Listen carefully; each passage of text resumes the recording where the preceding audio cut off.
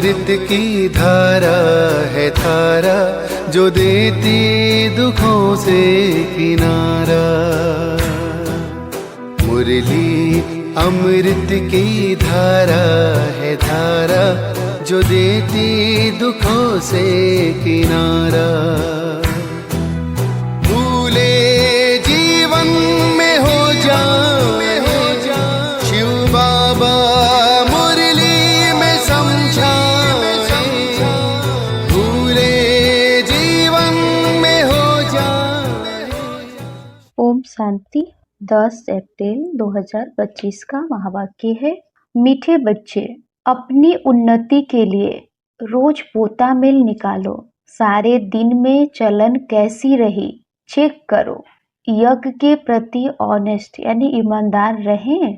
आज का प्रश्न है, किन बच्चों के प्रति बाप का बहुत रिगार्ड है? उस रिगार्ड की निशानी क्या है?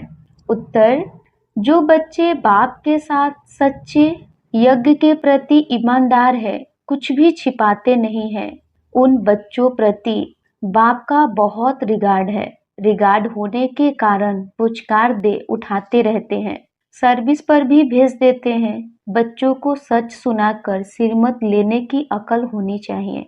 गीत है, महफिल में जल उठी समा। ओम शांति। अब यह गीत तो हुआ रॉन्ग, क्योंकि परमात्मा कोई समा तो है नहीं। परमात्मा को वास्तव में समा नहीं कहा जाता है। यह तो भक्तों ने अनेक बार नाम रख दिए हैं। न जानने के कारण कहते भी है, नेति नेति, हम नहीं जानते, नास्तिक है। फिर भी जो नाम आया वह कह देते, ब्रह्म, समा, ठीक कर, भीतर में भी परमात्मा कह देते।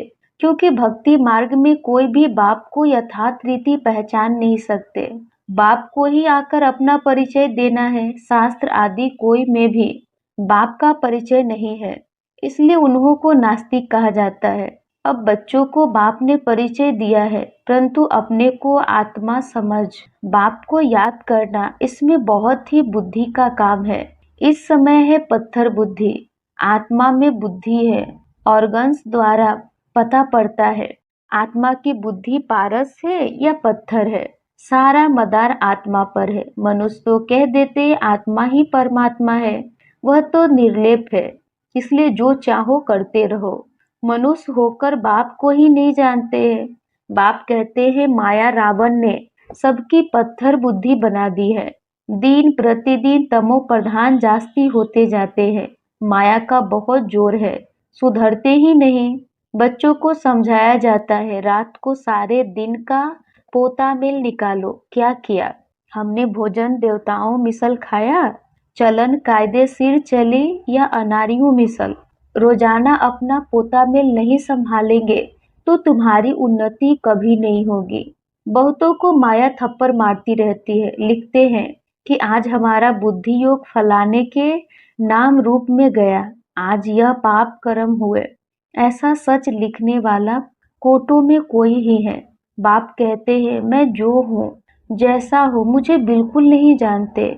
अपने को आत्मा समझ और बाप को याद करे, तब कुछ बुद्धि में बैठे। बाप कहते हैं, भल अच्छे अच्छे बच्चे हैं, बहुत अच्छा ज्ञान सुनाते हैं, योग कुछ नहीं, पहचान पूरी है नहीं, समझ नहीं सकते, इसलिए किसको समझा नहीं सकते। सारी दुनिया के मनुष्य मात्र रचता और रचना को बिल्कुल जानते नहीं, तो गोया कुछ भी नहीं जानते। यह भी ड्रामा में नोंद है। फिर भी होगा 5000 वर्ष बाद, फिर यह समय आएगा और मुझे आकर समझाना होगा। रजाई लेना कम बात नहीं है, बहुत मेहनत है। माया अच्छा ही वार करती है, बड़ी युद्ध चलती है। बॉक्सिंग होती है ना, बहुत होशियार जो होते हैं उनकी ही बॉक्सिंग होती है। फिर भी एक दो को बेहोश कर देते हैं ना। कहते हैं, बाबा माया के तूफान आते हैं, यह होता है। सो भी बहुत थोड़े सच लिखते हैं, बहुत है जो छिपा लेते हैं। समझ नहीं कि मुझे बाबा को कैसे सच सुनाना है, क्या सिरमत लेनी है, वर्णन नहीं कर सकते। बाप जानते हैं माया बड़ी प्रबल है, सच बतलाने में बड़ी लज्जा आती है। उनसे कर्म ऐसे हो जाते हैं जो बताने में लज्जा आती है। बाप तो बहुत रिगार्ड दे उठाते हैं, यह बहुत अच्छा है, इनको ऑलराउंड सर्विस पर भेज दूंगा। बस दे अहंकार आया, माया का थप्पड़ खाया, यह गिरा। बाबा तो उठाने लिए महिमा भी करते हैं, पुचकार दे उठाऊंगा। तुम तो बहुत अच्छे हो, स्थूल सेवा में भी अच्छे हो, परंतु यथार्थ रीति बैठ बताते हैं कि मंजिल बहुत भारी है। देह और देह के संबंध को छोड़ अपने को अशरीरी आत्मा समझना, यह पुरुषार्थ करना बुद्धि का काम है। सब पुरुषार्थी है। कितनी बड़ी राजाई स्थापन हो रही है। बाप के सब बच्चे भी है, स्टूडेंट भी है, तो फॉलोअर्स भी है। यह सारी दुनिया का बाप है। सभी उस एक को बुलाते हैं, वह आकर बच्चों को समझाते रहते हैं। फिर भी इतना रिगार्ड थोड़े ही रहता है। बड़े बड़े आदमी आते हैं, कितना रिगार्ड से उनकी संभाल करते हैं, कितना भपका रहता है। इस समय तो है सब पतित, परंतु अपने को समझते थोड़े ही हैं। माया ने बिल्कुल ही तुच्छ बुद्धि बना दिया है। कह देते सतयुग की आयु इतनी लंबी है, तो बाप कहते हैं 100% बेसमझ हुए ना। मनुष्य होकर और क्या कर्म करते रहते हैं। 5000 वर्ष की बात को लाखों वर्ष कह देते हैं। यह भी बाप आकर समझाते हैं। 5000 वर्ष पहले इन लक्ष्मी नारायण का राज्य था। यह दैवी गुण वाले मनुष्य थे, उनको देवता, आसुरी गुण वाले को असुर कहा जाता है। असुर और देवता में रात दिन का फर्क है। कितना मारा मारी झगड़ा लगा पड़ा है, खूब तैयारियां होती रहती है। इस यज्ञ में सारी दुनिया स्वाहा होनी है, इनके लिए यह सब तैयारियां चाहिए ना। बॉम्ब्स निकले सो निकले, फिर बंद थोड़े ही हो सकते हैं। थोड़े समय के अंदर सबके पास ढेर हो जाएंगे, क्योंकि विनाश तो फटाफट होना चाहिए ना। फिर हॉस्पिटल आदि थोड़े ही रहेंगे, जिसको पता भी नहीं पड़ेगा। मासी का घर थोड़े ही है। विनाश साक्षात्कार कोई पाई पैसे की बात नहीं है। सारी दुनिया की आग देख सकेंगे। साक्षात्कार होता है, सिर्फ आग ही आग लगी हुई है। सारी दुनिया खत्म होनी है। कितनी बड़ी दुनिया है, आकाश तो नहीं जलेगा। इनके अंदर जो कुछ है सब विनाश होना है। सतयुग और कलयुग में रात दिन का फर्क है। कितने ढेर मनुष्य है, जानवर है, कितनी सामग्री है। यह भी बच्चों की बुद्धि में मुश्किल बैठता है। विचार करो, 5000 वर्ष की बात है। देवी देवताओं का राज्य था ना। कितने थोड़े मनुष्य थे, अब कितने मनुष्य हैं। अभी है कलयुग, इनका जरूर विनाश होना है। अब बाप आत्माओं को कहते हैं मामे कम याद करो। यह भी समझ से याद करना है। ऐसे ही शिव शिव तो बहुत कहते रहते हैं, छोटे बच्चे भी कह देते, परंतु बुद्धि में समझ कुछ नहीं। अनुभव से नहीं कहते कि वह बिंदी है। हम भी इतनी छोटी बिंदी है, ऐसे समझ से याद करना है। पहले तो मैं आत्मा हूँ, यह पक्का करो।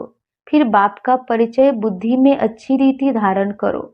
अंतर्मुखी बच्चे ही अच्छी रीति समझ सकते हैं कि हम आत्मा बिंदी है। हमारी आत्मा को अभी नॉलेज मिल रही है कि हमारे में 84 जन्मों का पाठ कैसे भरा हुआ है, फिर कैसे आत्मा सतो प्रधान बनती है। यह सब बड़ी अंतर्मुख हो समझने की बातें हैं। इसमें ही टाइम लगता है। बच्चे जानते हैं हमारा यह अंतिम जन्म है, अभी हम जाते हैं घर। यह बुद्धि में पक्का होना चाहिए कि हम आत्मा है। शरीर का भान कम हो तब बातचीत करने में सुधार हो, नहीं तो चलन बिल्कुल ही बदतर हो जाती है, क्योंकि शरीर से अलग होते नहीं। देह अभिमान में आकर कुछ न कुछ कह देते हैं। यज्ञ से तो बड़े ऑनेस्ट चाहिए। अभी तो बहुत अलबेले हैं, खान पान वातावरण कुछ सुधरता नहीं है। अभी तो बहुत टाइम चाहिए। सर्विसेबल बच्चों को ही बाबा याद करते हैं, पद भी वही पा सकेंगे। ऐसे ही अपने को सिर्फ खुश करना, वह तो चना चबाना है। इसमें बड़ी अंतर्मुखता चाहिए, समझाने की भी युक्ति चाहिए। प्रदर्शनी में कोई समझते थोड़े ही है, सिर्फ कह देते कि आपकी बातें ठीक है। यहाँ भी नंबरवार है, निश्चय है हम बच्चे बने हैं। बाप से स्वर्ग का वर्षा मिलता है। अगर हम बाप की पूरी सर्विस करते रहेंगे तो हमारा तो यही धंधा है। सारा दिन विचार सागर मंथन होता रहेगा। यह बाबा भी विचार सागर मंथन करता होगा ना, नहीं तो यह पद कैसे पाएगा। बच्चों को दोनों इकट्ठा समझाते रहते हैं। 2 इंजन मिली है, क्योंकि चढ़ाई बड़ी है ना, पहाड़ी पर जाते हैं तो गाड़ी को 2 इंजन लगाते हैं। कभी कभी चलते चलते गाड़ी खड़ी हो जाती है तो खिसक कर नीचे चले आते हैं।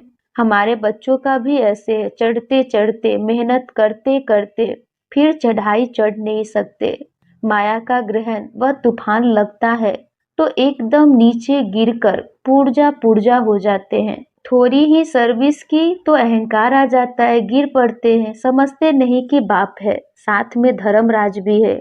अगर कुछ ऐसा करते हैं तो हमारे ऊपर बहुत भारी दंड पड़ता है। इससे तो बाहर में रहे वो अच्छा है। बाप का बनकर और वर्षा लेना मासी का घर नहीं है। बाप का बनकर और फिर ऐसा कुछ करते हैं तो नाम बदनाम कर देते हैं, बहुत चोट लग जाती है। वारिस बनना कोई मासी का घर थोड़े ही है। प्रजा में कोई इतने साहूकार बनते हैं, बात मत पूछो। अज्ञान काल में कोई अच्छे होते हैं, कोई कैसे। नालायक बच्चे को तो कह देंगे हमारे सामने से हट जाओ। यहाँ एक दो बच्चे की तो बात नहीं, यहाँ माया बड़ी जबरदस्त है। इसमें बच्चों को बहुत अंतर्मुख होना है, तब तुम किसको समझा सकेंगे। तुम्हारे पर बलिहार जाएंगे और फिर बहुत पछताएंगे। हम बाबा के लिए इतनी गाली देते आए, सर्वव्यापी कहना या अपने को ईश्वर कहना उन्हों के लिए सजा कम थोड़े ही है। ऐसे ही थोड़े ही चले जाएंगे, उन्हों के लिए तो और ही मुसीबत है। जब समय आएगा तो बाप इन सब से हिसाब लेंगे। क़यामत के समय सबका हिसाब किताब चुकतू होता है ना, इसमें बड़ी विशाल बुद्धि चाहिए। मनुष्य तो देखो किस किस को पीस प्राइस देते रहते हैं। अब वास्तव में पीस करने वाला तो एक है ना। बच्चों को लिखना चाहिए, दुनिया में प्यूरिटी पीस प्रॉस्पर्टी भगवान की श्रीमत पर स्थापन हो रही है। श्रीमत तो मशहूर है, श्रीमत भगवत गीता शास्त्र को कितना रिगार्ड देते हैं। कोई ने किसके शास्त्र व मंदिर को कुछ किया तो कितना लड़ पड़ते हैं। अभी तुम जानते हो यह सारी दुनिया ही जलकर भस्म हो जाएगी। यह मंदिर मस्जिद आदि को जलाते रहेंगे। यह सब होने के पहले पवित्र होना है। यह ओना लगा रहे, घर बार भी संभालना है। यहाँ आते तो ढेर के ढेर है। यहाँ बकरियों मुआफिक तो नहीं रखना है ना, क्योंकि यह तो अमूल्य जीवन है।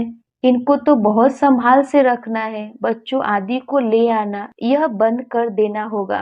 इतने बच्चों को कहाँ बैठ संभालेंगे। बच्चों को छुट्टियां मिली तो समझते ही और कहाँ जाएं। चलो मधुबन में बाबा के पास जाते हैं। यह तो जैसे धर्मशाला हो जाए। फिर यूनिवर्सिटी कैसे हुए, बाबा जांच कर रहे हैं। फिर कब ऑर्डर कर देंगे बच्चे कोई भी न ले आए। यह बंधन भी कम हो जाएंगे। माताओं पर तरस पड़ता है, यह भी बच्चे जानते हैं। शिव बाबा तो है गुप्त, इनका भी किसको रिगार्ड थोड़े ही है। समझते हैं हमारा तो शिव बाबा से कनेक्शन है, इतना भी समझते नहीं। शिव बाबा ही तो इन द्वारा समझाते हैं ना। माया नाक से पकड़ उल्टा काम कराती रहती है, छोड़ती ही नहीं। राजधानी में तो सब चाहिए ना। यह सब पिछाड़ी में साक्षात्कार होंगे, सजाओं के भी साक्षात्कार होंगे। बच्चों को पहले भी यह सब साक्षात्कार हुए हैं, फिर भी कोई कोई पाप करना छोड़ते नहीं। कई बच्चों ने जैसे गांठ बांध ली है कि हमको तो बनना ही थर्ड क्लास है, इसलिए पाप करना छोड़ते ही नहीं। और ही अच्छी रीति अपनी सजाएं तैयार कर रहे हैं। समझाना तो पड़ता है ना, यह गांठ नहीं बांधो कि हमको तो थर्ड क्लास ही बनना है। अभी गांठ बांधो कि हमको ऐसा लक्ष्मी नारायण बनना है। कोई तो अच्छी गांठ बांधते हैं, चार्ट लिखते हैं, आज के दिन हमने कुछ किया तो नहीं। ऐसे चार्ट भी बहुत रखते हैं, वो आज है नहीं। माया बहुत पछाड़ती है। आधा कल्प मैं सुख देता हूँ तो आधा कल्प फिर माया दुख देती है। अच्छा, मीठे मीठे सिकिलधे बच्चों प्रति माता पिता बाप दादा का याद प्यार और गुड मॉर्निंग। रूहानी बाप की रूहानी बच्चों को नमस्ते। हम रूहानी बच्चों की रूहानी माता पिता बाप दादा को याद प्यार गुड मॉर्निंग और नमस्ते नमस्ते नमस्ते। धारणा के लिए मुख्य सार। पहला, अंतर्मुखी बनकर शरीर के भान से परे रहने का अभ्यास करना है। खान पान चाल चलन सुधारना है। सिर्फ अपने को खुश करके अलबेला नहीं होना है। सेकेंड है, चढ़ाई बहुत ऊंची है, इसलिए बहुत बहुत खबरदार होकर चलना है। कोई भी कर्म संभाल कर करना है, अहंकार में नहीं आना है। उल्टा कर्म करके सजाएं नहीं तैयार करनी है, गांठ बांधनी है कि हमें एक लक्ष्मी नारायण जैसा बनना ही है।